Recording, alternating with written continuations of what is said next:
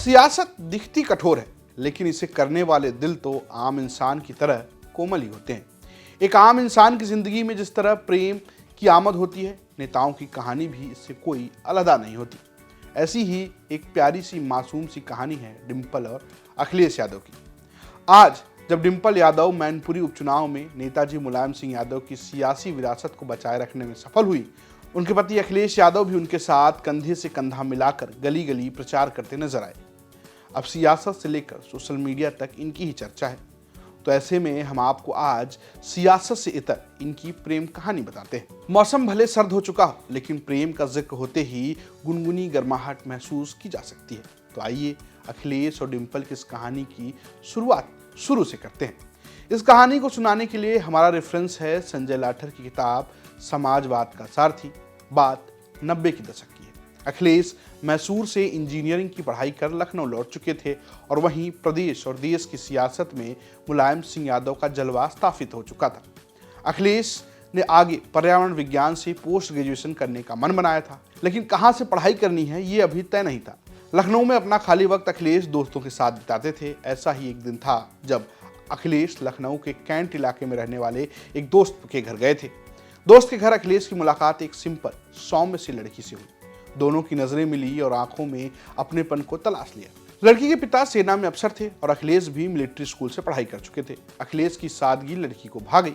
पहली मुलाकात ही दोस्ती में बदल गई। ये लड़की थी डिंपल, जो उस वक्त लखनऊ में ही पढ़ाई कर रही थी। उनके घर में आर्मी का अनुशासन था और सियासत से दूर दूर तक कोई वास्ता नहीं। पहली मुलाकात की दोस्ती प्रगाढ़ होने लगी और दोनों के बीच प्रेम का अंकुर फूट पड़ा। इनके प्रेम का संघर्ष लंबा चला। अखिलेश नेताजी के बेटे थे और किसी संबंध को छिपाए रखना कठिन था। इसके बीच पिता के सियासी रसूख का ख्याल रखते हुए अखिलेश की डिंपल से मुलाकात होने लगी। इसी बीच अखिलेश आगे की पढ़ाई के लिए ऑस्ट्रेलिया चले गए। प्रेम की पाती लखनऊ से सिडनी आने जाने लगी। तब तक दोनों के प्रेम का पता घर वालों को नहीं था। अखिलेश अपनी पढ़ाई पूरी कर सिडनी से लौट आए। अब उन पर शादी का दबाव बनने लगा। ये वो वक्त था जब उत्तराखंड को अलग राज्य बनाने की मांग उठने लगी थी। नेताजी और समाजवादी पार्टी अलग राज्य के पक्ष में नहीं थे। इस बीच एक दिन नेताजी ने अखिलेश से सीधे ही पूछ लिया कि बरखुरदार, शादी को लेकर क्या ख्याल है। अखिलेश असमंजस में क्या कह पाते, कह बैठे कि जो आप ठीक समझे पिताजी। अखिलेश इसी टेंशन में कि पिता को प्रेम के बारे में कैसे बताएं।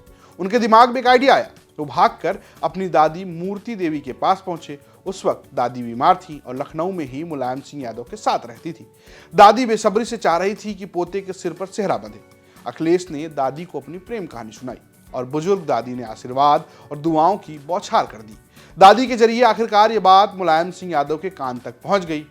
पर एक और पैंच था। उस समय देश और बिहार की सियासत के कद्दावर नेता लालू प्रसाद यादव अपनी बेटी का रिश्ता अखिलेश से करना चाहते थे। लालू ने संदेश मुलायम सिंह यादव को भिजवाया। संयोग ऐसा था कि तब तक नेताजी को अखिलेश की प्रेम कहानी का नहीं पता था। लालू के प्रस्ताव को लेकर नेताजी गंभीर थे। इसी क्रम में मुलायम सिंह यादव को अखिलेश और डिंपल के बारे में पता चला। डिंपल यादव का परिवार उत्तराखंड से था। उत्तराखंड को लेकर उग्र होती सियासत और लालू के प्रस्ताव पर मुलायम पसोपेश में थे। मुलायम सिंह यादव भले सियासत के पहलवान थे, लेकिन दिल दिमाग से उनके अंदर भी एक पिता ही था। लालू को सूचना भिजवा दी गई कि अखिलेश ने अपने लिए एक लड़की पसंद कर रखी है।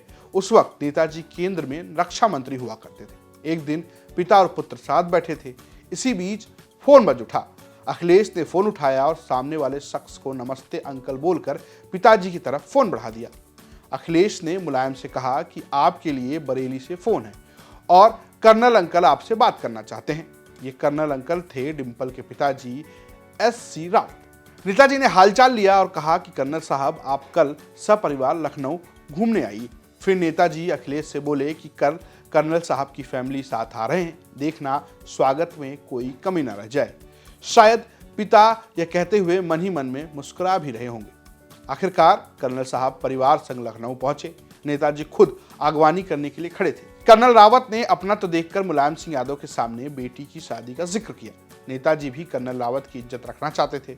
उन्होंने बड़प्पन दिखाते हुए कहा कि आप बेटी की शादी के लिए चिंतित हैं, तो मैं बेटे की शादी के लिए, अगर आपकी इजाजत हो तो क्यों न हम दोनों समधी बन जाएं। भावुक माहौल में रजामंदी तो होनी तय थी। संजय लाठर की किताब समाजवाद का सारथी के मुताबिक मुलायम सिंह यादव ने कर्नल साहब के सामने अपनी शपथ का जिक्र किया। दरअसल मुलायम सिंह डॉक्टर राम मनोहर लोहिया के शिष्य थे। उन्होंने मुलायम को शपथ दिलाई थी कि वह अंतर जातीय विवाह को बढ़ावा देंगे और दहेज का विरोध करेंगे। नेताजी ने कर्नल साहब से कहा कि मुझे कुछ नहीं चाहिए, मैं और अखिलेश दहेज विरोधी हैं। कर्नल साहब भावुक हो गए। नेताजी ने उसी वक्त अपने निजी सचिव जगजीवन राम को बुलाकर कहा कि अखिलेश और डिंपल की शादी तय हो गई है। जगजीवन राम को कहा गया कि फौरन फोन कर अखिलेश के चाचा शिवपाल यादव को परिवार समेत बुला लिया जाए। सैफई से बाकी लोगों को आने में वक्त लगता। उसी दिन शाम को एक छोटा सा समारोह आयोजित किया गया और अखिलेश डिंपल ने एक दूसरे को अंगूठी पहना दी। इसी तरह सगाई संपन्न हो गई। आखिर लंबे प्रेम संबंध के बाद 24 नवंबर 1999 को अखिलेश और डिंपल की शादी हो गई।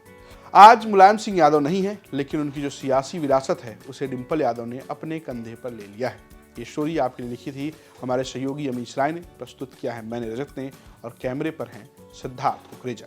देखते रहिए यूपी तक। नमस्कार।